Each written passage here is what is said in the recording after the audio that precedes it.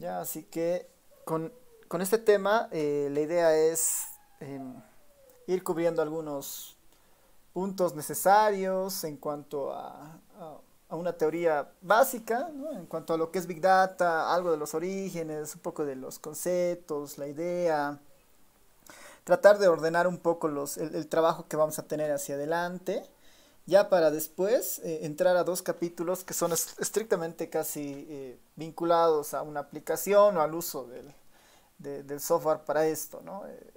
Tenemos tres capítulos enteramente destinados al Big Data después. Este que es introducción, el siguiente que es esto de Big Data en el ERE, ¿no? Todavía sin necesidad de conectarnos con otro paquete o con otro programa adicional. Y después tenemos el capítulo 5 que es un poco el más interesante, que es ya utilizar el ERE con una interacción con el Spark, que es, que es uno de los programas que vamos a utilizar para manejar bases de datos grandes, ¿no? Así que esa es la idea de lo que se viene hacia adelante. Tal vez les voy a ir, eh, bueno, tal vez antes de eso preguntarles si han podido revisar el documento, bueno, el texto que les había mandado en los capítulos del libro. Si le han podido dar una lectura, si han podido ver algo de esa parte, qué les ha parecido el documento, el texto, algo tal vez que les haya llamado la atención.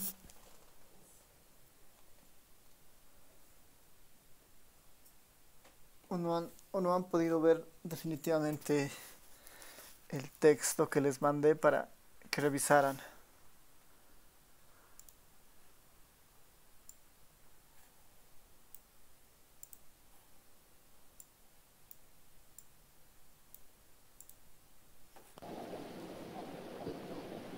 ¿Quién se anima a comentar algo?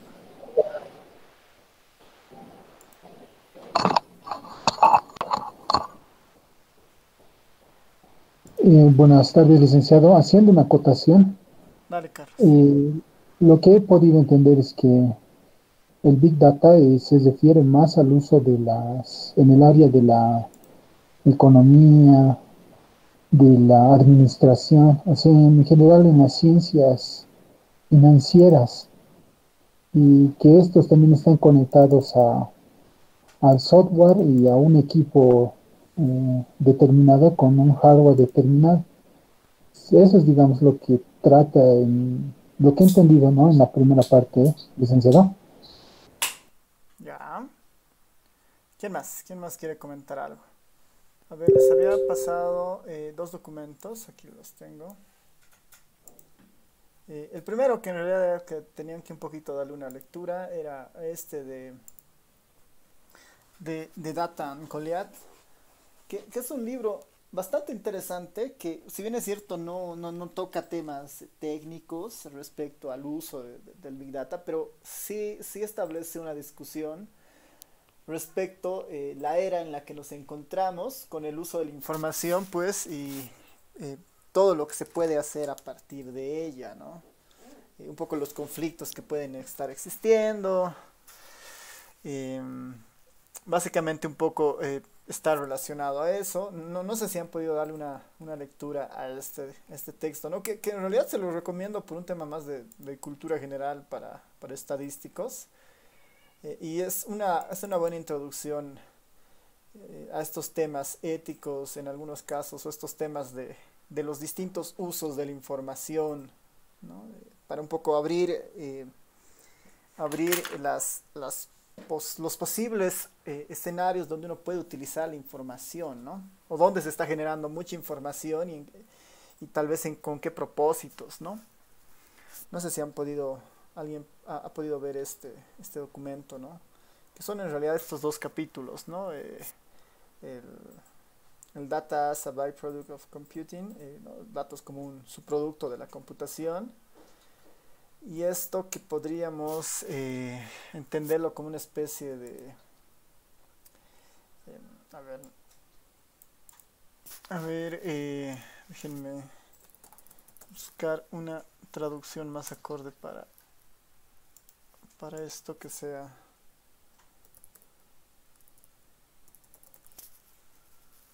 Sí, ¿no? Es más supervisión, vigilancia, ¿no? Está muy vinculado también a esto, ¿no? A una idea de... eh, muchas de las experiencias muy interesantes actuales se da justamente con esta idea de que las grandes corporaciones de Internet ahora, de alguna manera, tienen un tipo de comercio basado en los datos de la gente que está adscrita en sus plataformas, ¿no? Entonces hay una discusión bastante interesante respecto a esto, ¿no? No sé si han podido alguien revisar alguno de estos dos capítulos, tal vez. Puede seguir siendo tal vez una tarea. ¿Qué dice?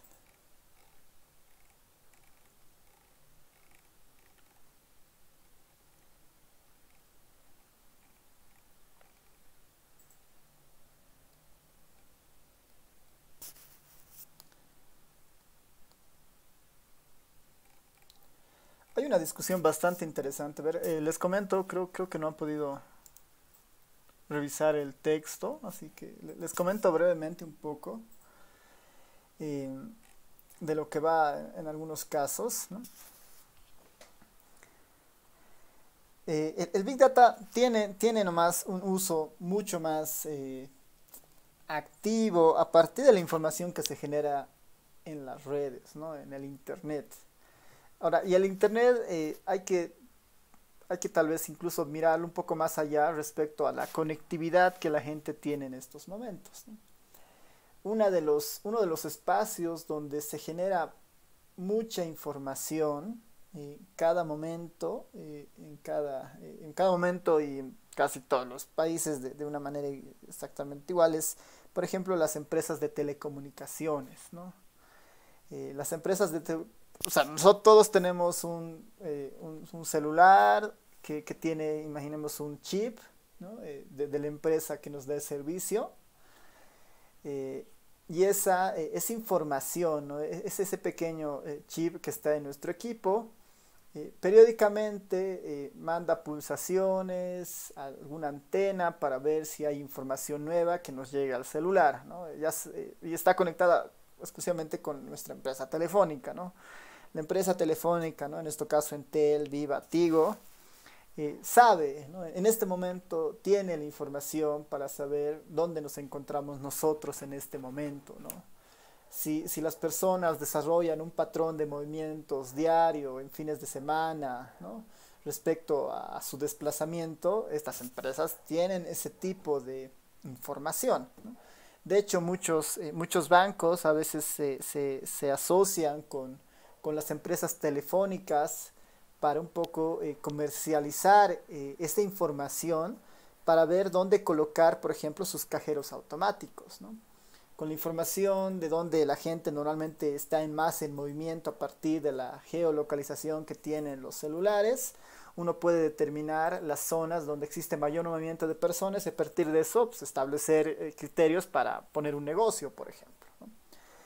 Eh, Hay estudios muy interesantes donde investigadores utilizando esto del Big Data y la información de las telefónicas han planteado que podían predecir a partir de estos patrones qué iba a ser, qué iban a hacer estas personas el día siguiente, ¿no? Dónde iban a estar, cuánto tiempo iban a estar en esos lugares, ¿no?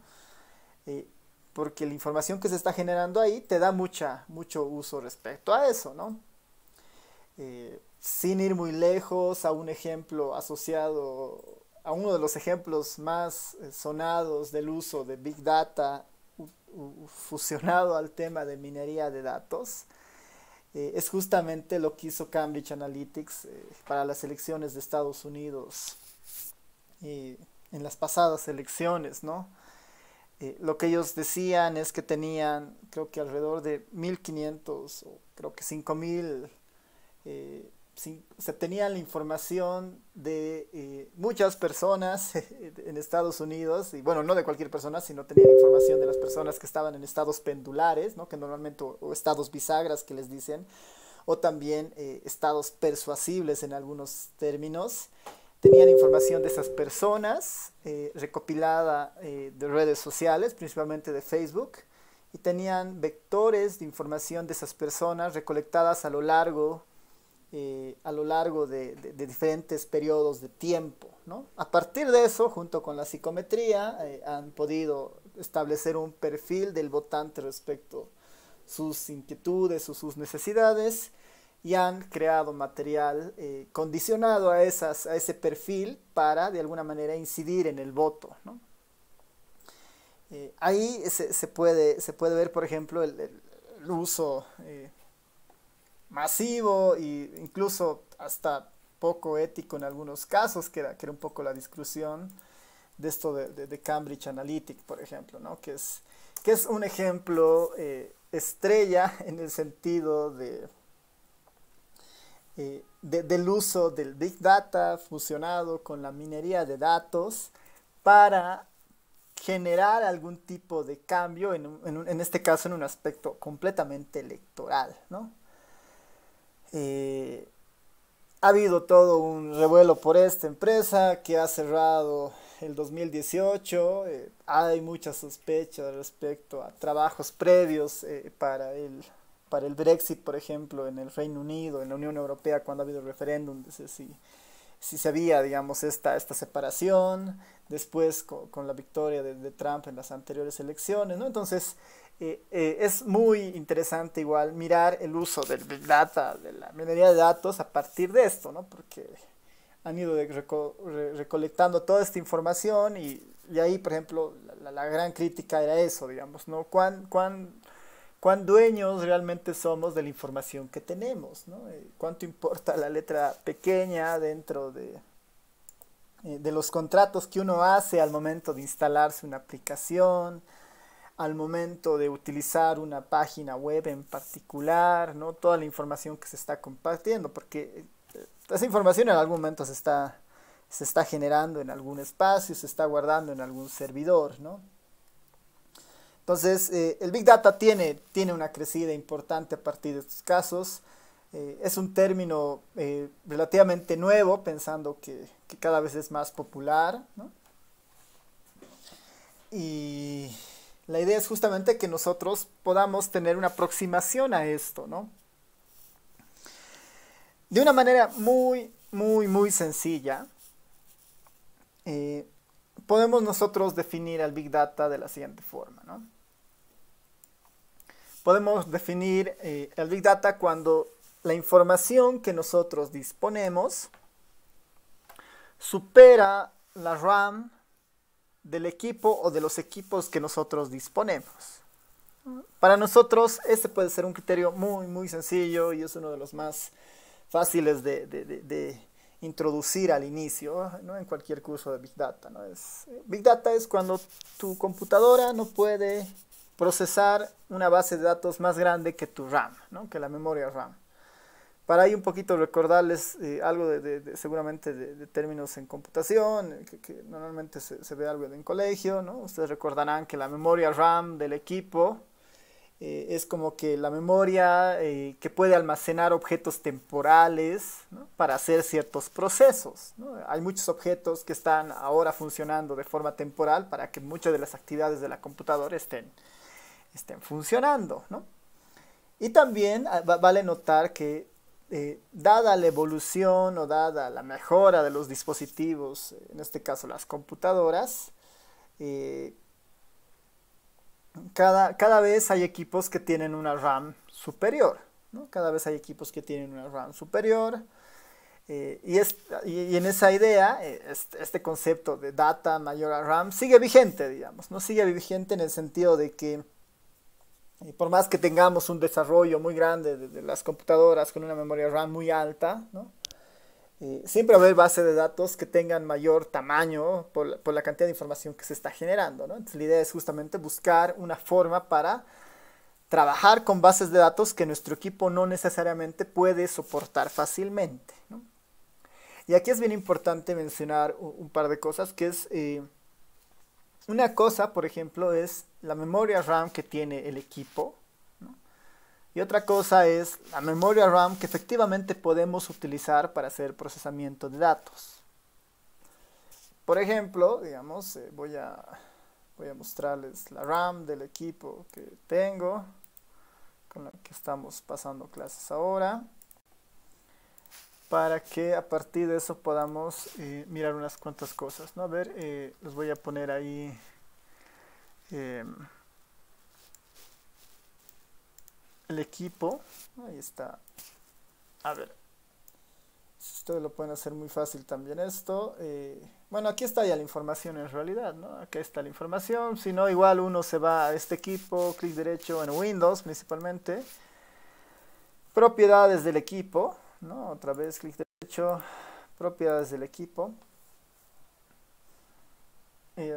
Una cosa es el procesador, que sí es importante, ¿no? Sí es importante. Esta idea de los cores, por ejemplo, es muy interesante en el sentido de que los cores, por ejemplo, pueden estar vinculados a, por ejemplo, un core 5 significa que tienes, quieren 5 distintos rutas para que la computadora funcione o trabaje, digamos, ¿no? Los 5 cores son como 5 procesadores, ¿no? Que trabajan en sintonía para que el equipo funcione, digamos, ¿no? Por eso la idea que mientras más cores hayan, en teoría el equipo funciona, tiene puede cubrir muchas más tareas en paralelo, ¿no? Y eso es interesante porque una de las características de los paquetes estadísticos en algunos casos es que para mejorar, ¿no? Mejorar el manejo de bases de datos, tratan de utilizar los distintos cores que tiene el equipo para paralelizar la información, para paralelizar lo que uno quiere hacer, por ejemplo. Entonces, normalmente uno puede mandarle una instrucción a la computadora, digamos, imagínense al ERE, digamos, le mandamos una instrucción y el ERE, digamos, según la cantidad de cores que tenga, digamos, tal vez puede utilizar uno o más cores, según cómo estará su programación interna. Hay programas que lo hacen más específico, ¿no? Por ejemplo, el Stata, ¿no? El Stata es uno de los paquetes que tiene un poco esa virtud, ¿no? Déjenme ver dónde está el Stata, aquí, por ejemplo, ¿no? El Stata, por ejemplo, tiene diferentes versiones. Y una de esas versiones es el Stata MP, ¿no? Este Stata MP. El MP está relacionado justamente a una edición de multiprocesador, digamos, ¿no? Esa es un poco la idea de este MP, ¿no? Multiprocesador. Y ya trata de este paquete utilizar, si quieren, los procesadores o los cores que tiene el equipo para mejorar el tiempo de ejecución, ¿no? Y la cantidad de información que puede procesar, ¿no? Entonces, ya hay equipos que tratan de utilizar las características del equipo, ¿no? Por un lado están esta idea de los cores, ¿no? Esta idea de los cores que nos va a permitir lo que en computación o lo que en Big Data también se llama esta idea de paralelización, digamos, ¿no? Vamos a poder en algunos casos utilizar los cores y asignar tareas específicas, digamos, ¿no? Ese sería un escenario ideal, digamos, ¿no? Si estamos pensando en un solo equipo, ¿no? Si estamos pensando en un solo equipo. La memoria RAM es otra característica muy importante, ¿no? En este caso son 8 GB de memoria RAM. Ahora, la memoria RAM es como que todo lo que se puede estar almacenando en una memoria temporal que permite, digamos, que muchas de estas secuencias se realicen, por ejemplo, ¿no? Cuando uno inicia, por ejemplo, una sesión en el ERE, ¿no? Y crea un vector, digamos, ¿no? Voy a crear aquí un vector del 1 al 1000, ¿no? Este elemento que acaba de estar acá, no está definido, no está guardado en ningún archivo, ¿no? No está simplemente definido en la sesión del ERE, pero formalmente como este elemento tiene, ¿no? Tiene su propio tamaño, su dimensión, ocupa cierto espacio de memoria y como no puede ocupar en la memoria del equipo, digamos, en el disco duro, este vector se guarda en una memoria temporal para que nosotros podamos usarlo durante la sesión en cualquier momento y eso se guarda o se almacena en la memoria RAM, ¿no? Esa es un poco la idea detrás de esto. Ahora, normalmente, por ejemplo, uno, para que funcione la computadora, digamos, con todas sus características, ¿no? Según un poco las aplicaciones que uno va utilizando, Pero para que no se cuelgue, digamos, normalmente uno tiene que imaginarse que de estos 8 gigas de RAM, ¿no? O de la cantidad de RAM que ustedes tienen, al menos la mitad y un poco más, ¿no? Uno podría pensar en un 60%, eh, la está utilizando el equipo para su funcionamiento en diferentes áreas, ¿no? Está abierto varias aplicaciones, el navegador, el PDF, esto, el Telegram, este programa, digamos, ¿no? Al margen de eso, digamos, para que funcione el equipo, se está consumiendo, ¿no? Se está consumiendo más de la mitad seguramente de estos 8 gigas en RAM, ¿no? Normalmente eso uno lo puede hacer viendo el administrador de tareas, por ejemplo, ¿no? En el administrador de tareas uno podrá ver acá la memoria, por ejemplo, ¿no? Yo en este momento, utilizando la clase virtual con la sesión de Meet funcionando, con el ERE funcionando, con estos otros paquetes funcionando, estoy consumiendo el 69% de la memoria RAM. Normalmente un equipo habitualmente necesita al menos el 50% para funcionar, ¿no?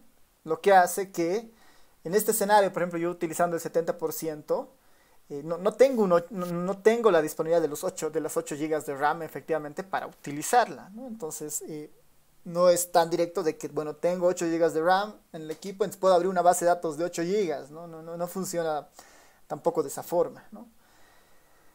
Pensando en esta idea, digamos que son 70% de la memoria RAM, ¿no? Uno podría hacer un ejercicio y decirle, bueno, si yo tengo 8 gigas de memoria RAM y estoy utilizando el 70%, solamente me queda el 30%, entonces tengo 2.4 gigas para utilizar, ¿no? 2.4 gigas para utilizar. Si en este momento yo cargara una base de datos de 2.4 gigas en el ERE, ¿no? La computadora se va a colgar, ¿no? ¿Por qué? Porque ya no tengo flexibilidad para hacer operaciones, ¿no? Normalmente de este valor, que es el 2.4, yo podré cargar a lo mucho una base de datos de 1,5 GB, digamos, 1 GB tal vez, ¿no? Para tener todavía 1 GB ahí de espacio para que hagan los procedimientos dentro de la sesión, digamos, ¿no? Porque imagínense que yo cargo una base de datos de 2,5 GB, digamos, ¿no? De 2 GB y 2.4 gigas.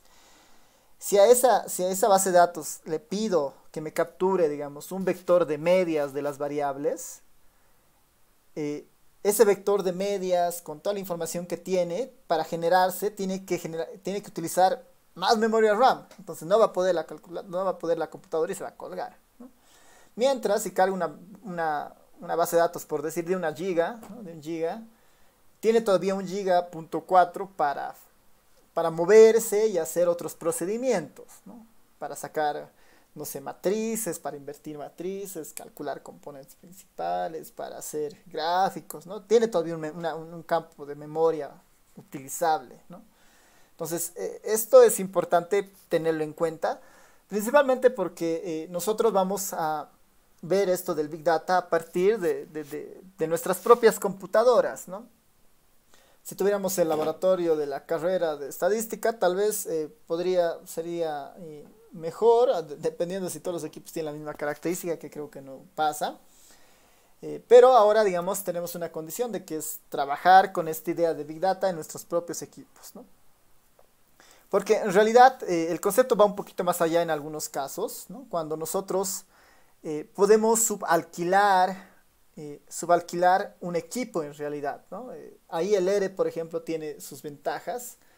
En el caso de que, por ejemplo, el ERE Studio tiene su modalidad o tiene un programa alterno que se llama el ERE Studio Server, ¿no?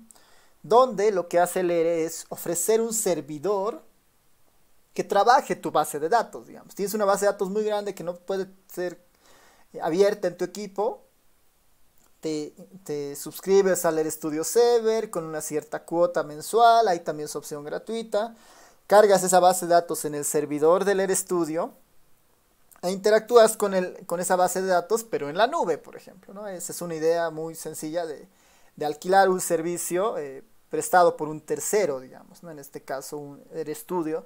Y al igual que ese, existen muchas iniciativas donde te alquilan espacios de servidores, ¿no? Para subir tu información, utilizar la RAM de esos servidores, que en muchos casos es una conexión de muchos equipos que te amplía el manejo de la memoria RAM finalmente, ¿no?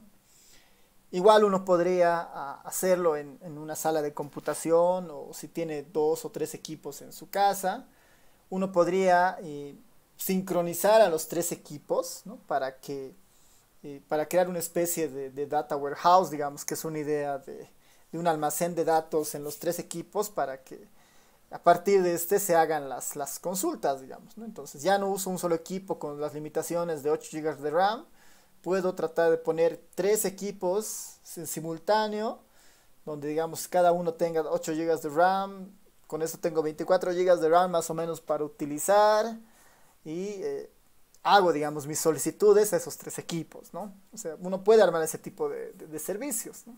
En el laboratorio de la carrera de estadística hubiera sido interesante hacer eso, digamos, ¿no? Poner todos los equipos en algún caso a hacer un procedimiento para trabajar una base de datos mucho más grande todavía, ¿no? Así que hasta este punto, con esta introducción, se darán cuenta que cuando hablamos de Big Data necesariamente estamos hablando de un aspecto meramente computacional relacionado al procesamiento que tienen los equipos. Y estamos hablando de que cuando los equipos no tienen la suficiente capacidad, digamos, en sí mismas de operar, digamos, con grandes volúmenes de datos, hay que buscar alternativas para hacer eso, ¿no? Y el Big Data tiene la intención de dar algunas herramientas para eso, ¿no? Así que esta es una pequeña idea. Nuestra aproximación más sencilla es esta de Big Data. Si la base de datos es más grande que el RAM, estamos ante la opción de utilizar Big Data, ¿no? Esa es un poco la idea, ¿no? Estamos ante la alternativa de utilizar el Big Data. O de forma más literal, cualquier cosa demasiado grande para caber en su computadora, digamos, ¿no? Es una idea, una aproximación a esta idea del Big Data.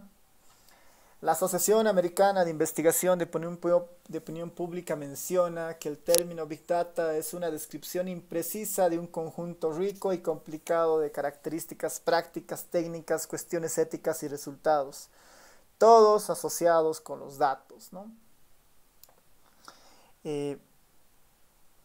Esta de acá puede ser una aproximación muy sencilla pero operativa, ¿no? En el sentido de la capacidad de un computador.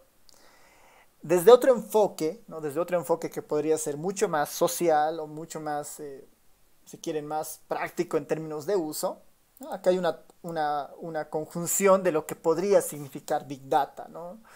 Y lo que nos dice es, bueno, es una colección de muchas cosas, muchos aspectos, ¿no?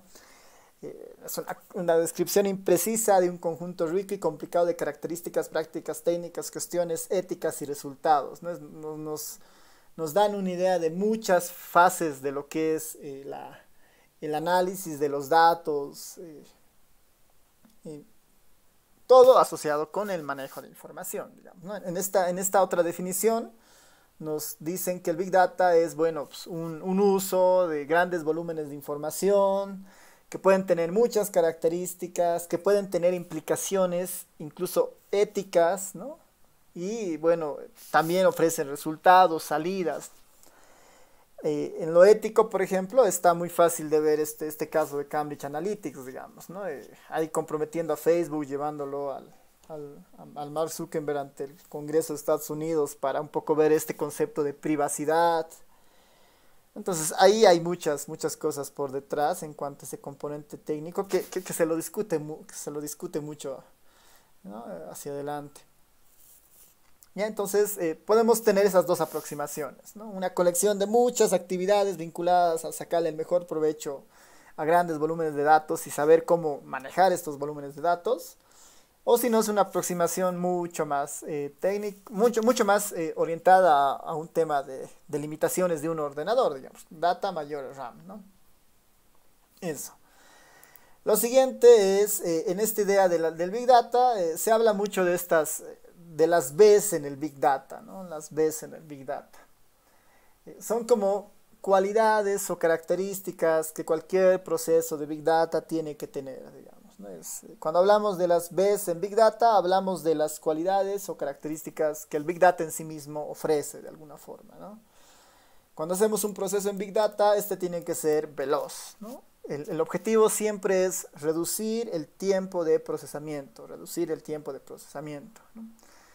Si para hacer un debido, digamos, cálculo o algo tardamos 40 segundos, es mejor buscar alguna alternativa para eso, bajarlo a 20, a 10, a 5, digamos, ¿no? Porque ahí está la idea de que el tiempo importa, porque finalmente las decisiones que uno vayan a tomar, las necesita tomar con información, y mientras esta información sea calculada rápidamente, estamos en un mejor escenario, ¿no? El volumen es otra B del Big Data que está muy relacionada al tamaño, ¿no? Al tamaño eh, de la información como tal, ¿no? A la cantidad de información con la que uno trabaje, ¿no? Es esta idea del volumen, ¿no?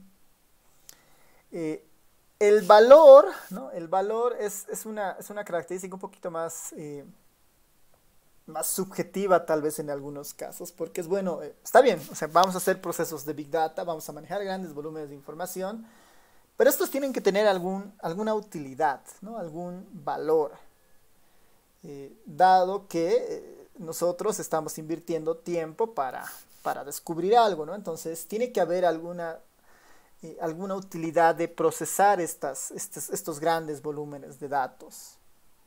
Eso le vamos a llamar valor, digamos, ¿no? Es como que, o pertinencia podríamos pensar en el sentido de utilizar esta información con algún objetivo claro, ¿no?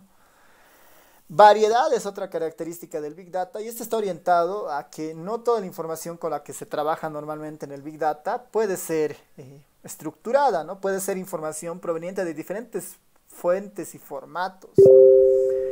Podemos tener las típicas tablas que nosotros usamos para bases de datos, ¿no? Filas, observaciones, columnas, variables, pero a la par existe gran cantidad de tipos de información. Las fotos son un tipo de archivo que nos pueden servir para hacer análisis, ¿no? Patrones, buscar, digamos, reconocimiento facial, ¿no? Algunas técnicas ahí, pero la fuente es una foto finalmente, ¿no?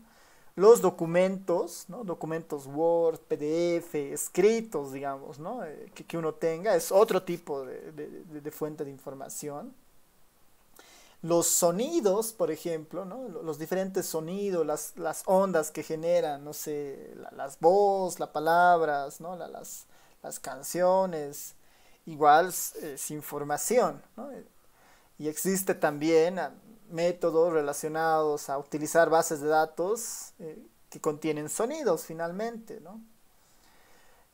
Otro tipo de bases de datos que no necesariamente son estructuradas, por ejemplo, pueden ser los mapas cartográficos, ¿no? Esta idea de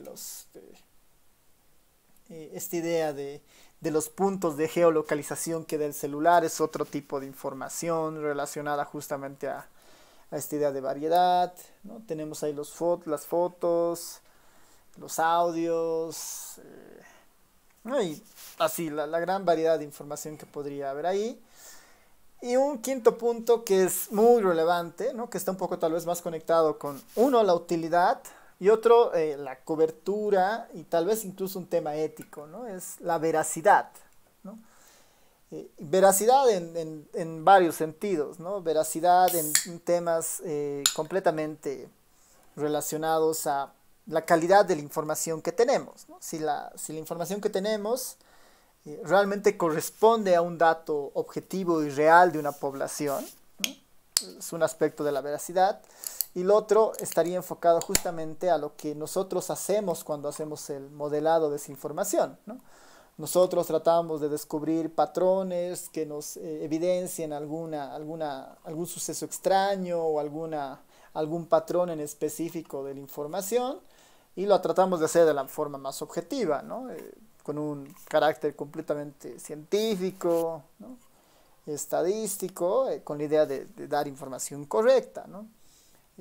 La veracidad están en esos dos ángulos, ¿no? Tanto de la calidad de la información como tal, la calidad del dato, y bueno, la transparencia eh, del quehacer o la transparencia del análisis de datos que uno pueda realizar, ¿no? Esas son las 5 Bs con las que nace inicialmente el Big Data, ¿no? Son las iniciales. Ahora, ¿por qué les digo las iniciales? Porque vamos a poner las B en Big Data, ¿no? A raíz de que cada vez se ha vuelto más comercial, más popular esto del Big Data, van a haber muchas más aproximaciones, ¿no? Las 3 B de Big Data, las 4 Bs de Big Data, ¿no? Las 7 Bs de Big Data, las 10 Bs del Big Data, ¿no? El convencional y la que es relativamente estándar en muchos textos son las 5 Bs, digamos, ¿no? Que asocia este concepto de veracidad, volumen, variedad, ¿no? Pero hay escenarios, por ejemplo, como este, ¿no? Donde se proponen más Bs, digamos, ¿no? Volumen, velocidad, variedad, variabilidad, validez, vulnerabilidad, volatilidad, visualización, valor, ¿no? Existen muchos marcos de referencia en cuanto a esto. Nosotros nos vamos a quedar con estas 5 Bs, pero es bueno que sepan que existe, digamos, una corriente que está en pleno desarrollo, ¿no? Este post de las 10 Bs del Big Data es de enero de este año, ¿no? Son propuestas finalmente de diferentes autores que van estableciendo esto, ¿no? Yo lo más grande que he visto debe ser las 16 Bs del Big Data, ¿no? Que era lo más grande, que en algún texto lo leí alguna vez, pero bueno, creo que no están acá tan presentes. Ya, entonces es bueno que sepan que hay muchos marcos teóricos que están saliendo para conceptualizar los procesos de Big Data, digamos, ¿no? Como estos 10 de Big Data, pero pensaremos que estas 5 son las esenciales, son las que se presentan en la mayoría de los textos como una idea más inicial, tal vez, de este concepto del Big Data. Los otros temas han visto que están un poquito más enfocadas tal vez eh, en características particulares en algunos casos, ¿no? En algunos procesos. Ya, entonces, no sé si hasta acá tiene alguien algún comentario, alguna consulta, duda. Sí, una preguntita, licenciado. Dale, Carlos. En el ámbito de los informáticos, por ejemplo, para ellos dato e información son conceptos diferentes.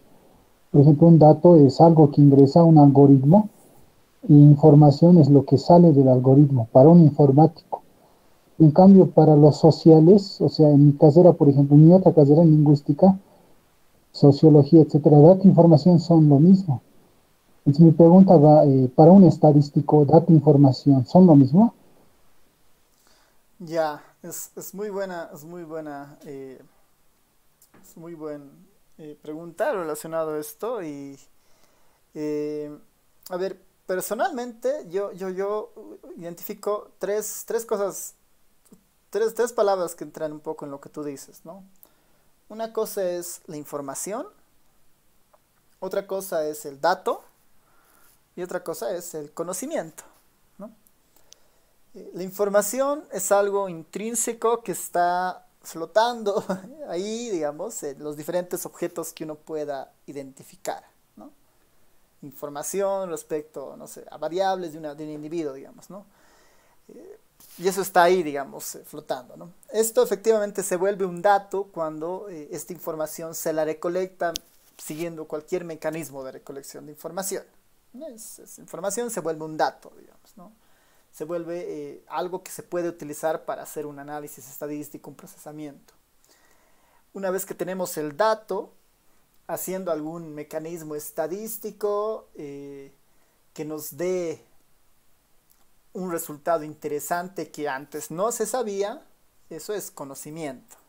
Entonces, por lo menos desde mi experiencia, por lo menos son esos tres elementos, ¿no? Información es lo que está ahí flotando de los diferentes elementos que tienen todas sus características. Dato es algo ya recolectado y conocimiento es un valor agregado de ese dato a partir del procesamiento estadístico. Eso básicamente.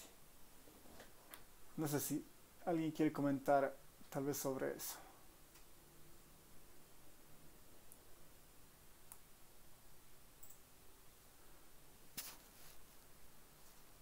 ¿Sí? ¿Nadie?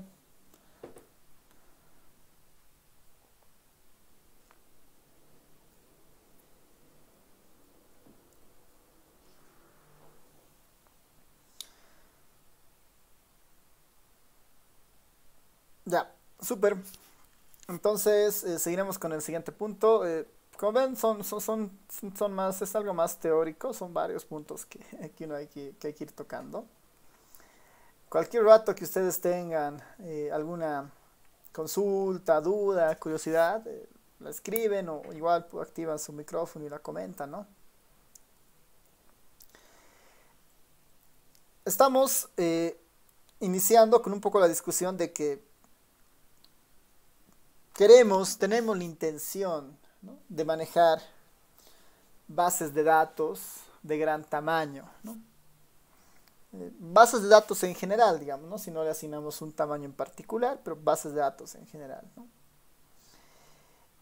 ¿Con qué fin? Con la finalidad de, a partir de estas bases de datos, obtener algo de interés, digamos, ¿no? Obtener algún resultado interesante, hacer algún procesamiento para obtener alguna tabla, algún gráfico, alguna estadística medida que me empiece a reflejar algún aspecto de esa base de datos.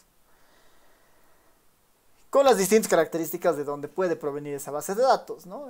De cualquier población, de cualquier tiempo, ¿no? Con las diferentes medidas, todo eso, finalmente nos interesa es procesar, ¿no? O hacer un análisis de datos.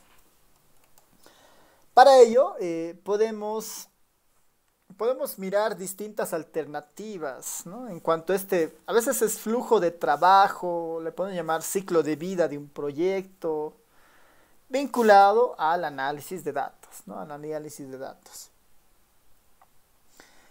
Hay varias propuestas de cómo uno puede hacer el manejo de o hacer su flujo de trabajo cuando tiene uno una base de datos. Uno muy corto, ¿no? Uno muy corto cuando uno tiene una base de datos son estas 4 primeras fases, ¿no? Clarificar, ¿no? Clarify, que es conocer la base de datos, familiarizarse con la base de datos. Desarrollar, ¿no?, que está orientada a, bueno, dado que ya conozco la base de datos, estoy en condiciones de modelar, ¿no?, esta base de datos para encontrar algún resultado interesante, ¿no? Esta idea de desarrollar, ¿no?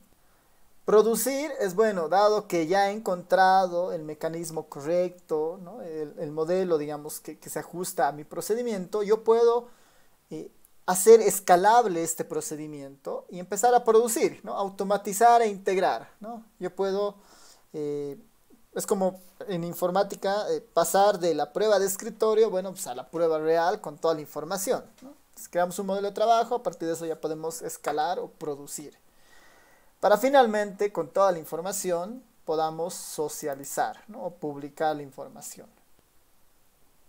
Esas podrían ser las 4 fases de cualquier análisis de datos. Conocer la base, identificar o crear un modelo, automatizar o generalizar ese modelo para muchos otros grupos, y finalmente, bueno, publicar, ¿no? En la corriente de la ciencia de datos, esta idea es igual, ¿no? Es como que hay un input, ¿no? Hay una entrada de información, hay un procesamiento y un análisis, y finalmente hay una visualización de datos, ¿no? Tiene un poco esa misma idea, ¿no? Esta es una forma, digamos, de ver esto, el ciclo de vida de un proyecto. Este segundo aspecto, podríamos pensar que hay otras etapas más que se puedan ver, ¿no? Lejos de clarificar, desarrollar, producir y publicar, podemos tener previamente una idea de extracción o de filtrado, ¿no? Muchas veces eso también es filtrado, este subset, este concepto del subset, que es, puedo tener una base de datos muy grande, pero no necesariamente me interesa la información de toda la base de datos. posiblemente me interese solamente la información de un grupo en particular de esa base de datos, ¿no? Pensando en nuestras bases de datos, ¿no? Tenemos una base de datos de las elecciones del 2019. Podríamos pensar, bueno, solo vamos a trabajar con la información de los municipios en Bolivia, ¿no? Vamos a deshacernos de todos los países, de todos los votos en el exterior, ¿no?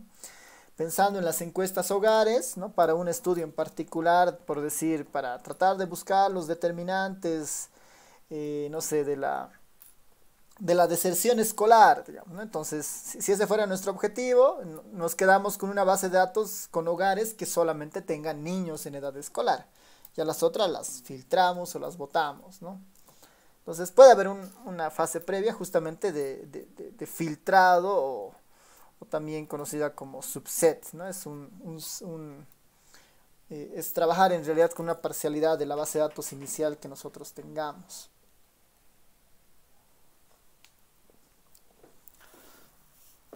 En la idea de la ciencia de datos, en la idea en algunos casos igual de la minería de datos, un flujo de trabajo puede estar diseñado en estos 5 pasos, ¿no? Que tiene mucha conexión con los anteriores, ¿no? Pero que tal vez son en términos más usuales para un estadístico, ¿no? Es 1, identificar el problema, ¿no? Entenderlo bien.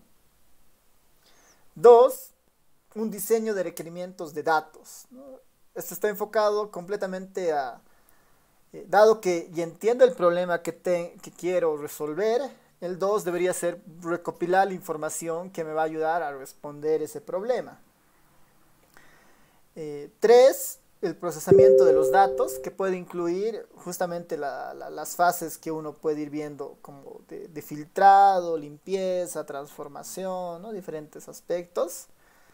Para una vez hecho eso, bueno, desarrollar el análisis sobre los datos y finalmente pensar en una salida tipo visualización de datos, ¿no? Tipo visualización de datos. Básicamente es otro enfoque con muchas etapas muy similares, ¿no? Con diferentes términos en algunos casos, ¿no? A esto le podemos llamar una especie de nuestro enfoque o nuestro flujo de trabajo en el procesamiento o en el análisis de datos, ¿no?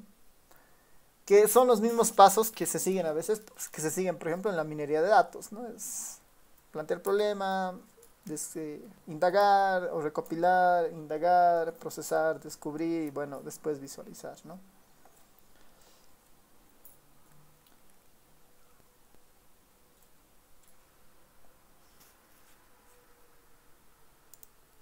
No sé si hasta ahí tienen algunas consultas, comentarios.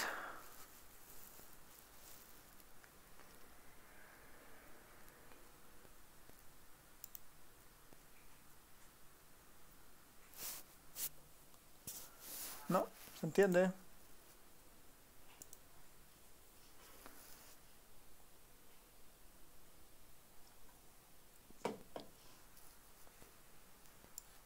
Ya. Entonces, pasaremos a lo siguiente, ¿no? Que es inferencia y Big Data. ¿Ya? Inferencia y Big Data.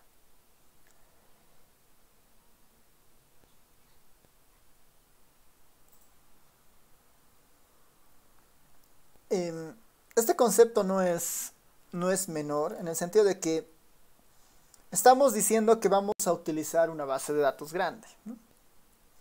Con los pasos que acabamos de mencionar, ¿no? Buscar, definir el problema, procesar, analizar y bueno, visualizar los datos, ¿no? Ese es nuestro interés finalmente. Pero este punto 3.4, el 3.5, el 3.4 y 3.5 principalmente, ¿no? De inferencia y Big Data y calidad del dato y Big Data, tienen un poco la idea de decir, bueno, tenemos que estar conscientes de los alcances que tiene la base de datos que estamos utilizando, ¿no? Tenemos que estar conscientes de ese alcance. Y además estar seguros de los procedimientos, ¿no? Que vamos a utilizar detrás o los procedimientos estadísticos que vamos a utilizar sobre estas bases de datos. ¿Cuál es nuestro objetivo finalmente, ¿no? Dentro de los quehaceres de la estadística, ¿no? Entonces ahí, bueno, nos menciona, ¿no? El objetivo de la inferencia es poder decir algo de la población objetivo a partir de información disponible, ¿no? Ese es el proceso de inferencia, ¿no? Es generalizar hacia un total a partir de una parcialidad, ¿no? Esa es un poco la idea. ¿Cuán bien se puede hacer eso en procesos de Big Data, ¿no? Esa es un poco la discusión. Y la idea es estar conscientes de la base de datos que nosotros tenemos a mano. Debemos recordar que se pueden identificar tres tipos de estudios se pueden identificar tres tipos de estudios normalmente en la estadística, según Leslie Kish. Y es bueno, la información podría provenir de encuestas probabilísticas, diseños experimentales o estudios de observación, ¿no? O estudios de observación. Podemos también recordar que mucha de la información que puede venir, ¿no? Está etiquetada como una idea de registros administrativos, por ejemplo, ¿no? De registros administrativos. Si no es un censo, no es una encuesta, bueno, podría ser un registro administrativo, por ejemplo. Si uno se pone a pensar, por ejemplo, en la información que tiene en las redes, ¿no? Si uno quisiera utilizar la información de las redes, con ustedes que veíamos el uso del Google Trends, por ejemplo, ¿no? Que nosotros veíamos el uso del Google Trends. Yo ponía ahí Google Trends, que puede ser una fuente de información interesante, ¿no? Uno ponía, por decir, Bolivia, y nos vamos, por decir, a todo el mundo.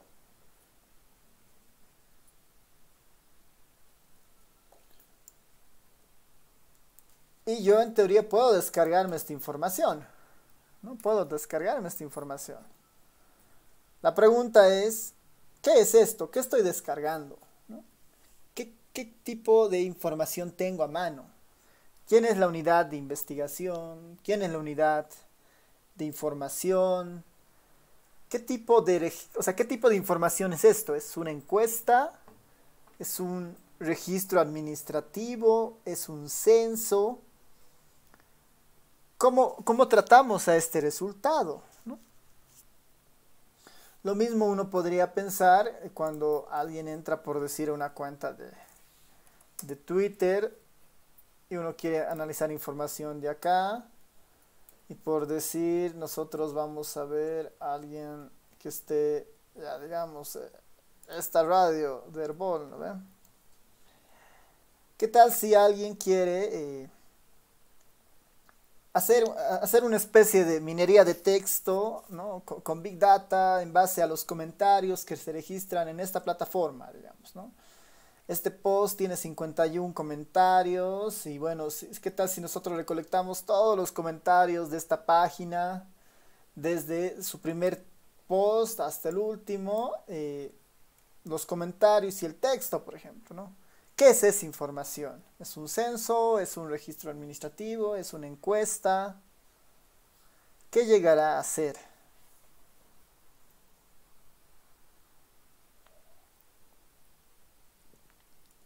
Lo mismo si trabajamos en otras plataformas, ¿no? O cuando hacemos el web scraping, por ejemplo, ¿no? Cuando hacemos el web scraping, que es una de las herramientas de bases de datos, recordarán ustedes que hemos entrado a una de estas páginas, ¿no? Estas ultra casas, y hemos empezado a recopilar información de acá. Hemos hecho web scraping para bajarnos un poco de información de acá, y si nosotros hacemos eso continuamente, podemos tener una base de datos muy grande. Y la pregunta es, ¿cuál es el alcance de esa información, ¿no? ¿Cuál será el alcance de esa información? ¿Qué dicen? por ejemplo, en el caso de Ultracasas o en el caso del Twitter con esta página de Herbol o en el caso del Google Trends, ¿qué tipo de información tendría ahí dentro de las que eh, hemos visto, digamos? ¿Es una encuesta? ¿Es un diseño experimental? ¿Es un estudio de observación? No, un censo en teoría es un caso particular de una encuesta donde el tamaño demuestra exactamente el tamaño de la población, por ejemplo, ¿no? Así que podemos pensar que encuesta y censo son lo mismo en ciertos casos, ¿no? ¿Qué dicen?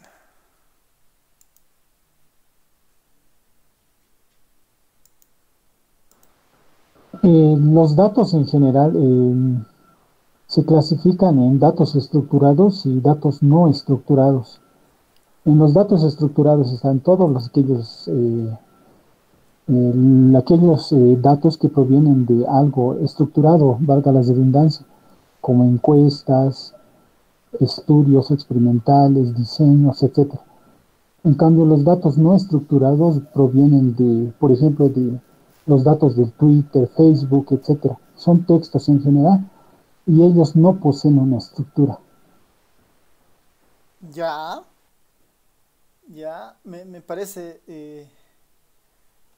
interesante el concepto que introduce Carlos, que sí, ¿no? Ahora, la pregunta sobre esa definición sería, bueno, ¿cuál es el alcance de un dato no estructurado y estructurado? ¿No? ¿Cuál es el alcance en el sentido de, a partir del análisis de esa información, hasta dónde podemos interpretar los alcances o los indicadores que generemos de esa información? ¿No? Porque justamente este punto en particular está vinculado a eso, ¿no? La inferencia tiene el objetivo de decir algo de una población mucho más grande, digamos, ¿no? Aparte de eso, en estadística, ¿no? Si bien es cierto hay datos estructurados no estructurados, podemos identificar estos tres tipos de estudios, ¿no? Encuestas probabilísticas, ¿no? Donde fácilmente la inferencia se hace hacia una población, ¿no? Diseños experimentales, ¿no? Donde uno quiere probar la efectividad de algún tipo de incentivo o tratamiento sobre una población haciendo una asignación completamente aleatoria, ¿no? O un estudio de observación, donde no hay ni componente probabilístico ni hay un componente de asignación aleatoria, ¿no? Sino que es como que el resto, digamos, ¿no? Ahora, el alcance de cada uno de estos es claro, digamos, ¿no? Las encuestas probabilísticas, uno puede hacer inferencia, ¿no? Siempre y cuando sea completamente probabilística, ¿no? Un diseño experimental, no siempre es posible hacer una inferencia hacia una población, pero sí uno puede identificar un componente de causalidad. Y un estudio de observación claramente no tiene objetivos o no tiene los elementos suficientes para hacer una estimación o una inferencia hacia una población más grande, ¿no? Entonces, en esos casos, por ejemplo, ¿no? Como dice Carlos, digamos, lo de Twitter es una información no estructurada, pero en términos de alcance, ¿hasta dónde yo puedo decir algo del análisis que yo haga acá, por ejemplo? O del Google Trends, ¿no?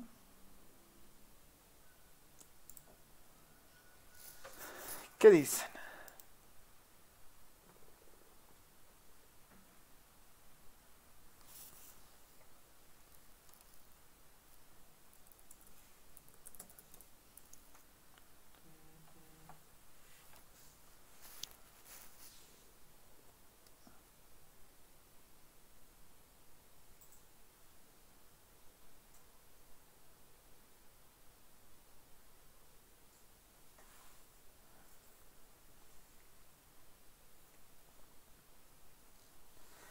Ya,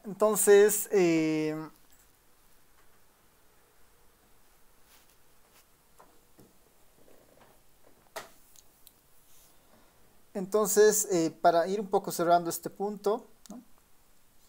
La idea es justamente esto, ¿no? Según la fuente de información que nosotros tengamos a mano o es la que estamos pensando hacer el análisis, tenemos que estar seguros de la calidad, del alcance, ¿no? La cobertura que pueda tener este estudio, según donde provenga, digamos, ¿no? Si proviene de una encuesta si proviene de una encuesta por muestreo, tenemos que estar conscientes de los errores de muestreos que hay, ¿no? Si tenemos una base de datos muy grande que proviene de una encuesta, ¿no? No es lo mismo sacar una media tan sencilla, digamos, como uno podría hacerlo, a sacar una media utilizando el diseño muestral de esa encuesta, por decir, ¿no? Están presentes muchos otros aspectos normalmente cuando estamos con esta idea, digamos, ¿no? Cuando ya estamos trabajando con estas bases de datos, ¿no? En el caso de la encuesta, tenemos que estar conscientes de que hay procesos de calibración, postestratificación. Hay muchos factores, digamos, que se deberían tener en cuenta cuando uno hace o maneja una base de datos de una encuesta, por ejemplo, ¿no? Y tiene una base de datos y quiere hacer Big Data, digamos. No es tan inmediato, por decir, ¿no? Lo mismo con un diseño experimental o con otras alternativas, ¿no? Ahora, no siempre el objetivo es cuando uno tiene una encuesta, por decir, o un estudio de observación o un diseño experimental, no siempre el objetivo es estimar simplemente, ¿no? Podríamos identificar al menos estas tres metas en este proceso de inferencia, no en cualquier proceso de inferencia en general. Uno puede hacer procesos de inferencias con un sentido completamente descriptivo, ¿no? Tengo una muestra de una población más pequeña, hago las estimaciones respectivas, pero con la única intención de conocer el estado de algunos indicadores. Es completamente descriptivo, ¿no? Sé que la media expandida utilizando el diseño muestral había sido, no sé, 15, digamos, ¿no? Con su error estándar de tal medida. Puede ser completamente descriptivo. Podemos tener un objetivo más de tipo causal, ¿no? Tratar de, a partir de nuestra base de datos, entender las relaciones que existen entre una, dos, tres variables respecto a alguna característica en particular, ¿no? Podemos tener un objetivo de inferencia hacia el lado de la causalidad. Y en la parte predictiva podemos simplemente tener la idea de querer predecir o hacer una especie de pronóstico hacia adelante con la información que hemos recapitulado, ¿no? Podríamos pensar en esas estrategias al momento de tener nuestra base de datos.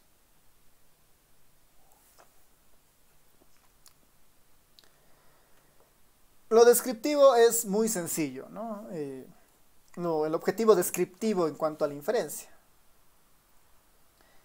es simplemente describir la información en base a algún indicador, ¿no? Ahí un ejemplo muy sencillo podría ser, ¿no? El INE estima a partir de la encuesta 2018 que la incidencia de pobreza moderada en Bolivia para el 2018, perdón, alcanza el tantos por ciento. Eso es completamente descriptivo. Estamos mencionando alguna característica a partir de esta encuesta. Es básicamente eso. Esa sería inferencia con fines descriptivos, ¿no? Obviamente utilizando las características correspondientes de las encuestas como tal, ¿no? Podemos tener una idea más de tipo causalidad, ¿no? Más de tipo causalidad. Lo causal está muy vinculado a justamente tratar de entender cómo una variable X influye a otra variable Y, ¿no? Cómo una variable X influye a una variable Y.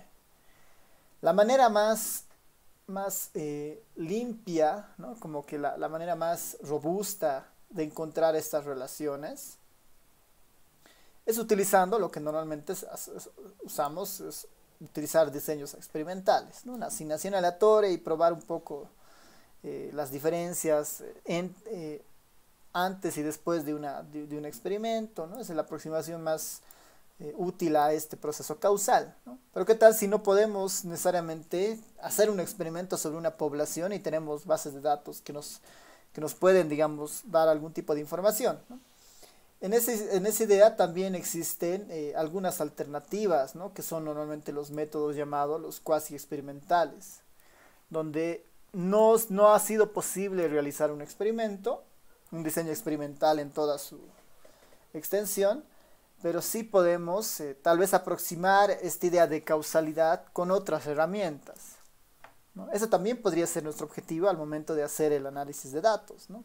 Una inferencia con un objetivo más causal, ¿no? Determinar las relaciones entre las distintas variables.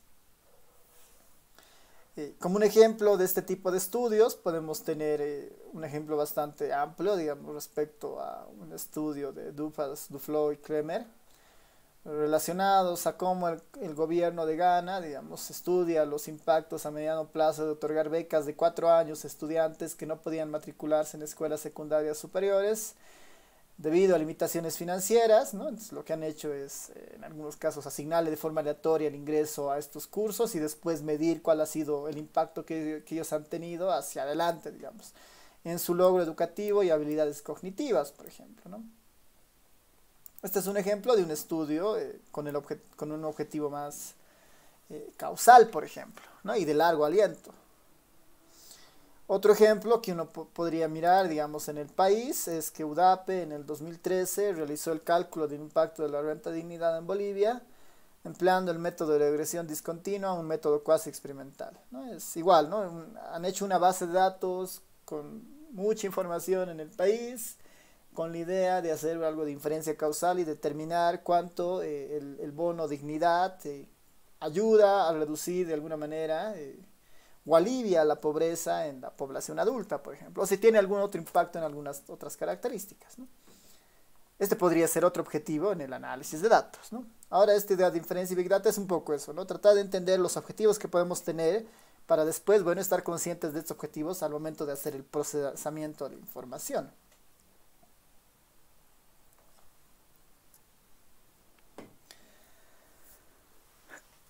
La mayor crítica a los diseños experimentales, ¿no? La mayor crítica a los diseños experimentales, que seguramente lo han visto la mayoría de ustedes o lo están viendo en algunos casos, es la falta de validez externa, ¿no? Uno no puede generalizar un diseño experimental. Y ahí tal vez la mejor alternativa es, bueno, si no puedo generalizar por algunos temas a veces de ética u otras razones, podría aproximar una idea de impacto, una idea de causalidad a partir de métodos cuasi experimentales, ¿no? A partir de métodos cuasi experimentales que me den una idea de esta causalidad. Y estos métodos son muy útiles cuando justamente tenemos bases de datos con mucha información, ¿no? Donde no necesariamente hay un proceso aleatorio experimental, digamos, ¿no? Y en esa línea existen varios métodos cuasi experimentales, ¿no? Existen varios métodos cuasi experimentales que uno podría empezar a mirar como alternativas para un análisis, ¿no? Están los métodos de diferencia en diferencia, el Propensity Score Matching, que en el fondo es el uso de un probit, las variables instrumentales, los modelos estructurales, la regresión discontinua, ¿no? Algunos de los métodos cuasi experimentales, ¿no? Hay más métodos, pero estos son creo que los más populares ahora, ¿no? Nuevamente, si nuestro objetivo con la base de datos es buscar inferencia causal, tenemos que estar conscientes de las alternativas que tenemos, digamos, para hacer esto.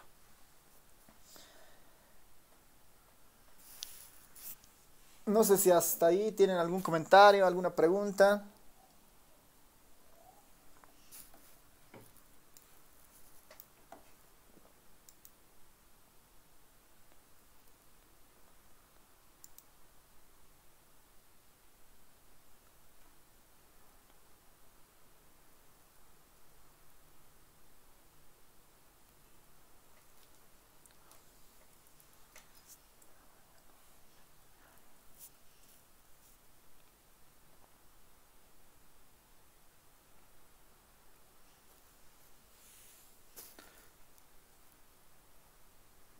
Alguien, por si acaso, a ver ahí,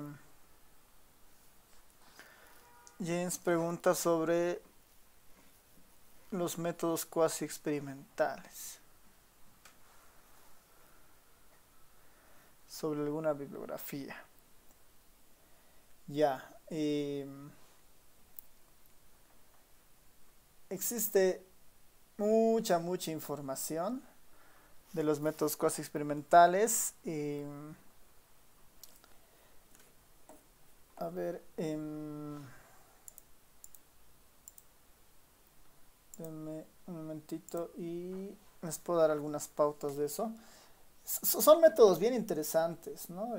Se han vuelto muy populares, así últimos 15 años casi, se empiezan a tocar mucho.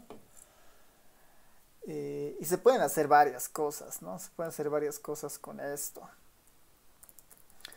Normalmente ha tenido harta crecida por el uso en la evaluación de políticas públicas, ¿ya? Entonces, casi todos los métodos de cuasi experimentales los puedes encontrar en cualquier texto de evaluación de impacto, ¿no? Por ejemplo, ¿no? Hay un libro muy básico, hay un libro muy básico, que igual está libre, y está en español, que es este libro azul del Banco Mundial, ¿no? Es uno de los libros así como que clásicos y bastantes didácticos para entender lo que es la evaluación de impacto, pero lo que tiene principalmente acá, vamos a vernos, vamos a irnos un ratito a su índice, tiene una descripción bastante sencilla de los métodos cuasi experimentales. Ahí está lo que es la inferencia causal, el concepto de un contrafactual que puede ser como una especie de clon, y aquí están los métodos, ¿no? Este es como el diseño experimentales, selección aleatoria pura, que es el mejor escenario, pero no siempre es bueno porque no es escalable y en algunos casos no se puede. Está una descripción del diseño de regresión discontinua, diferencia en diferencias, el pareamiento, que es el propensity score matching, combinación de estos otros métodos, se pueden mezclar para mejorar un poco más, para que sean más robustos. Y bueno, otro tipo de información, ¿no? Este texto es uno de los interesantes que hay, esta evaluación de impacto, y el otro es, no me acuerdo, está este libro amarillo de la evaluación de impacto, que este es otro libro muy bueno, este es otro libro muy bueno, si no me equivoco este es bueno, igual es del Banco Mundial, ¿no? Este tiene, este tiene, este libro tiene los ejemplos y el código en Stata, digamos, ¿no? De muchos de esos ejemplos que hace. Este es muy bueno igual, ¿no? Y finalmente está... Estos son muy prácticos, los últimos dos que te he mostrado, muy prácticos. Pero existen dos que son muy abstractos y bueno, esos son un poco más pesados, pero son de los mejores en términos de la parte teórica, ¿no? Y que está este es como una introducción, este es un librito muy chiquito donde cuentan un poco la idea de esta idea de impacto, digamos, porque es importante medir, cómo se mide y todo lo demás, que es este Mastering Matrix. Eh, este autor, Joshua Angrist, es uno de los que escribe harto respecto a temas de evaluación de impacto o a métodos cuasi experimentales, ¿no? Entonces, cualquier libro de este autor respecto al tema puede servir, ¿no? Puede funcionar bastante bien. Y el mejorcito de los libros, así de los más completos en términos así matemáticos, con demostraciones, bueno, no tanto con demostraciones, pero sí con la construcción teórica detrás de todos estos, es este libro, ¿no? Es Moseley Hamlet's Econometrics, ¿no? Este es uno de los mejores libros que hay sobre métodos cuasi experimentales. Y son métodos muy buenos, ¿no? Y se pueden aplicar de muchas formas, ¿no? Así que vale la pena darle una mirada a esto. ¿Ya? ¿Qué más? ¿Alguna otra pregunta?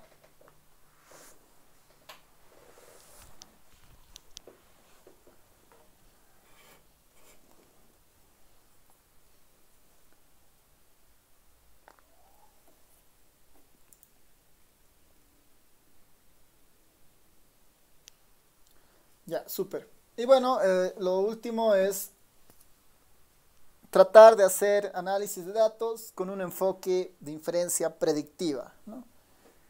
Con la idea de predecir o pronosticar algún resultado.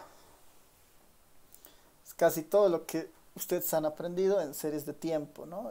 Procesos estocásticos, ¿no? Tratar de entender el todo para a partir de eso tener una aproximación, ¿no? Acá, a ver, perdón.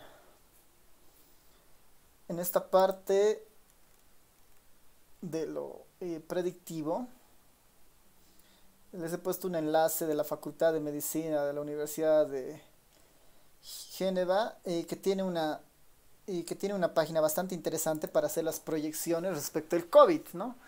El COVID ha motivado un montón de estudios para tratar de predecir cuándo la curva cae, cuándo hay ahora el segundo rebrote, que es un poco lo que se discute ahora. Y esos son análisis de datos con el objetivo de tener una idea de predicción, ¿no?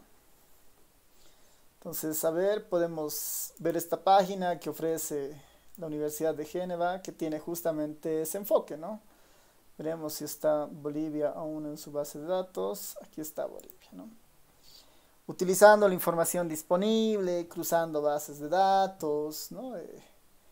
Deberíamos tener, acá está, por ejemplo, dónde están sus proyecciones.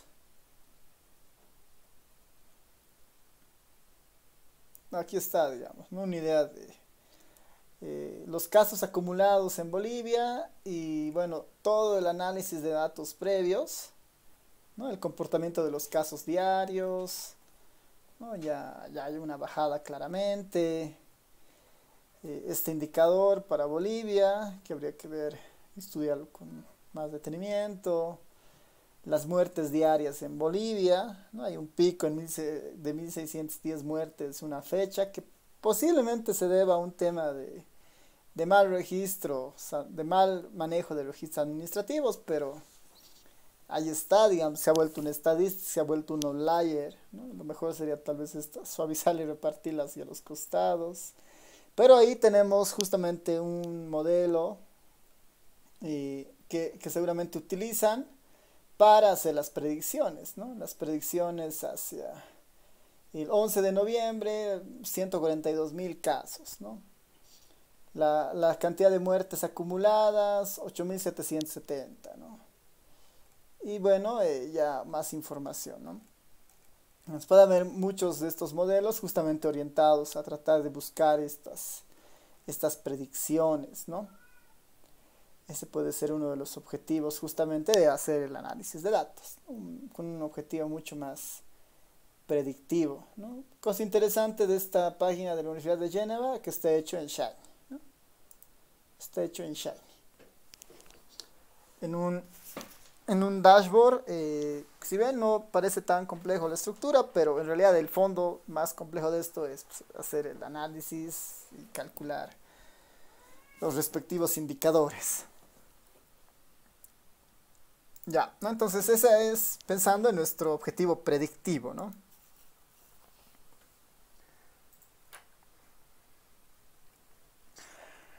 El siguiente punto de discusión es, bueno, si bien es cierto, podemos tener claro qué es lo que vamos a hacer, ¿no? Es causal, descriptivo, predictivo. Tenemos una idea del alcance de nuestra base de datos. Lo siguiente que nos queda es, bueno, tener alguna idea de cuál es la calidad de información con la que nosotros contamos, ¿no? La calidad de información con la que nosotros contamos. Y esta idea de calidad, ¿no? Y esta idea de calidad la podemos mirar desde diferentes enfoques, ¿no? Y uno de los que se sugieren justamente es pensar que un criterio bastante sencillo podría ser tratar de identificar cuán bien están en estas 5 características, ¿no? Precisión, ¿no? Precisión, qué tan precisos son los valores de los atributos en los datos. Difícil de contabilizar de forma muy con la información dada, digamos. La precisión normalmente se la obtiene cuando se hace una medición muchas veces, pero es una característica ideal, digamos, ¿no? Tener certeza de que la información recolectada de ciertos atributos, bueno, de cierto informante es la correcta, ¿no? Esa es una característica ideal para la calidad de un dato, ¿no? Integridad, que los datos estén completos, ¿no? Que una persona tenga datos completos para todos los indicadores que uno va a medir, ¿no? Es ausencia de valores perdidos. Consistencia, ¿no? Cuán consistentes son los valores en y entre la base de datos, ¿no? Podemos hablar de consistencia cuando en algunos casos una misma variable presenta demasiada volatilidad tal vez en las colas, que pueden deberse tal vez a un tema de mala depuración en algunos casos. Efectivamente eso está sucediendo, ¿no? Entonces uno podría tratar de mirar criterios de consistencia, tratando de cruzar, por decir, según la base de datos, variables que no deberían tener algún solapamiento en algunas áreas, por ejemplo, ¿no? Entonces la consistencia es importante, ¿no? Según la base de datos que uno esté manejando, ¿no? Por ejemplo, cuando uno trabaja una base de datos de hogares, para empezar a mirar consistencia, uno puede utilizar, por ejemplo, la edad, ¿no? Y decir, bueno, una persona, los años de educación de una persona con la edad debería tener algún tipo de similitud, o al menos deberían haber casos que no deberían aparecer, digamos, no deberían aparecer niños de 5 años con estudios de maestría, digamos, ¿no? Es algo que no debería pasar. Entonces, esos criterios de consistencia muchas veces nos pueden ayudar, por ejemplo, ¿no? Y esta idea de consistencia puede estar en otros niveles también, ¿no? Por ejemplo, uno podría mirar la base de datos de una encuesta y ver si los factores de expansión están expandiendo de forma correcta hacia una población elegida, ¿no? Uno podría tener esa intención también, digamos, de ver cuán consistente es la estima, o es el diseño muestral de esta encuesta respecto a la población que se quiere estimar, ¿no? Puede haber consistencias en esos niveles también. Puntualidad, que es clave, ¿no? No es lo mismo hablar del estado de la pobreza en Bolivia con la información de hace 5 años que hacerlos con la información de hace un año, que hacerlo con la información de hace un mes, ¿no? La perspectiva, las acciones, ¿no? Y las diferentes alternativas para consolidar una política o tomar una decisión van a estar vinculadas a cuán pertinente es la información. Entonces, puntualidad podemos verla también como pertinencia.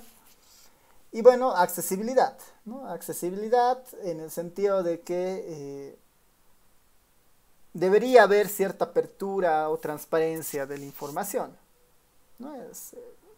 Si una base de datos cuenta con estas 5 características, podríamos pensar que es una base de datos con niveles de calidad altos, ¿no? Información precisa, íntegra, consistente, pertinente o puntual, y además es accesible, ¿no? Son características que deberían tener los datos idealmente, ¿no? Ahí el último párrafo nos menciona, ¿no? Los cientistas de datos tienen décadas de experiencia en la transformación de datos desordenados, ruidosos y no estructurados en un conjunto de datos bien definidos, claramente estructurados y probados, ¿no? En calidad. Esto de acá es muy importante porque Carlos mencionaba una cosa interesante, y es que existen datos estructurados y no estructurados, ¿no? El objetivo es llevar a veces un dato no estructurado, un formato estructurado, en algunos casos cuando se pueda, con la idea de que es mucho más fácil manipular o manejar la base de datos que tiene una estructura definida, digamos, ¿no? Los mismos paquetes estadísticos están con ese enfoque, digamos, con una base de datos estructurados, filas, objetos, columnas, variables, ¿no? Y uno puede hacer ahí. Tenemos que estar conscientes de que la información no siempre se la recopila o se la obtiene como uno desea. Y uno tiene que hacer procesos de limpieza, transformación, validación, ordenar, ¿no? A todo ese concepto normalmente podemos llamarlo el preprocesamiento, digamos, ¿no? Es antes de empezar a trabajar con los datos, tenemos que un poco que limpiar, ¿no? Y algo que sí es muy cierto, el preprocesamiento es un proceso complejo que lleva mucho tiempo. Porque bueno, para empezar práctico, uno tiene que conocer la base de datos. No puede automatizarse de manera efectiva, ¿no? Porque muchas veces uno revisa, digamos, tiene procesos de consistencias que mira caso por caso en algunos casos, ¿no? El INE, por ejemplo, para cada vez que termina una encuesta, a veces contrata a una persona que solamente se encargue del proceso de consistencia, depuración o limpieza de sus bases de datos, por ejemplo, ¿no? Y es normalmente el proceso que más tarda, ¿no? Entonces, hay muchos pasos que pueden darse. A veces incluso el preprocesamiento puede ser mucho más moroso en tiempo que el mismo procesamiento de la información, ¿no? Tal vez otro comentario interesante acá es esto, ¿no? Es difícil exagerar el valor del preprocesamiento para cualquier análisis de datos, pero esto es particularmente cierto en el Big Data, ¿no? Es necesario siempre, antes de empezar a hacer el procesamiento, estar seguros de la calidad de información que tenemos nosotros a mano, ¿no? ¿Por qué? Porque cuando nosotros ya hemos decidido meter una base de datos al análisis utilizando el Big Data, el tiempo de procesamiento normalmente igual es alto, ¿no? Igual es alto. Y si no hemos hecho una limpieza previa, el resultado que hagamos de procesamiento en un sistema de Big Data, que nos puede haber tomado, por decir, 5 o 10 minutos, si no hemos considerado una variable previa respecto al filtrado, la calidad de la data, tenemos que volver a hacer esa limpieza y volver a meter en el algoritmo para que corra el programa y esperar otros 10 minutos a que esto salga, ¿no? Así que eso es muy importante, ¿no? Hay algunos pasos, sugeridos en esta idea del preprocesamiento, en esta idea de la limpieza o depuración previa, que se recomiendan, ¿no? Uno, la exploración de datos, ¿no? Es importante empezar a entender qué tenemos, ¿no? Dos, la estandarización, ¿no? Es tratar de pensar en qué variables necesitan algún tipo de ajuste, transformación, cambio, mejora, digamos, ¿no? Imagínense que estamos trabajando con dos bases de datos de 2 años distintos que tienen diferentes nombres de variables, diferentes categorías, sus categorías están permutadas, entonces hay que hacer un proceso, una especie de armonización entre los valores, ¿no? Y eso normalmente pasa, digamos, ¿no? Si queremos utilizar dos bases de datos de diferentes periodos, tenemos que tratar de armonizar para que todas las variables tengan los mismos nombres en algunos casos y también los mismos códigos en las variables. Entonces no es un proceso a veces tan sencillo, entonces hay que pasar por esta idea de estandarización. La duplicación igual es una tarea que normalmente se debe revisar en esta fase, porque pasa que muchas veces en algunas bases de datos existen casos que se están repitiendo 2 veces y esto en realidad mete ruido en nuestro análisis. La duplicación es importante, ¿no? Es tratar de identificar filas que sean exactamente iguales a otras filas, ¿no? Que podrían ser sospechosas, ¿no? Incluso para tener una especie de auditoría en una base de datos. Y este proceso de normalización, que en realidad está más vinculado al método que uno pueda hacer, ¿no?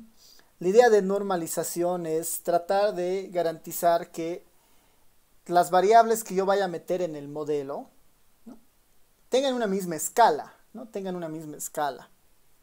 Es el proceso de garantizar que los campos que se comparan entre archivos sean los más similares posibles, en el sentido que se podrían haber sido generados por el mismo proceso, como mínimo se deben aplicar las mismas reglas de estandarización para ambos archivos, ¿no? Entonces, está un poco orientado en el proceso que uno vaya a hacer, ¿no? En esta idea de armonizar nuestra base de datos, ¿no? Esa es un poco una idea de preprocesamiento que podríamos revisar, ¿no?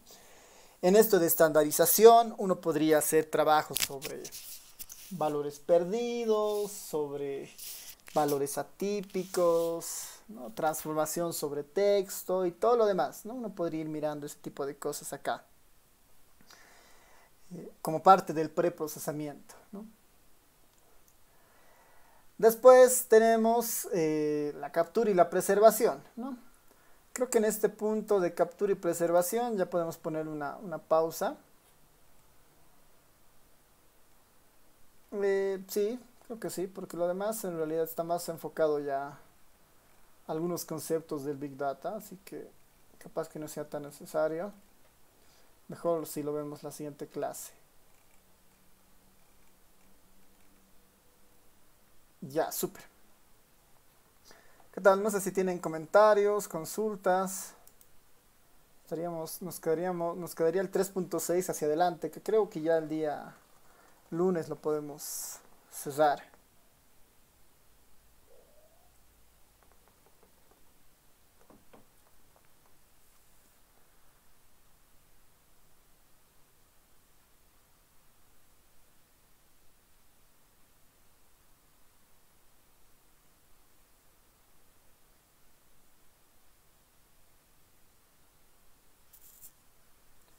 ¿Sí? ¿Todo bien? No hay consultas, preguntas, comentarios.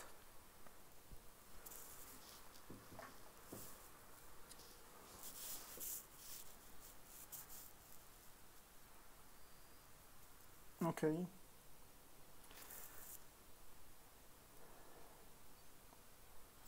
Ya, súper. Entonces,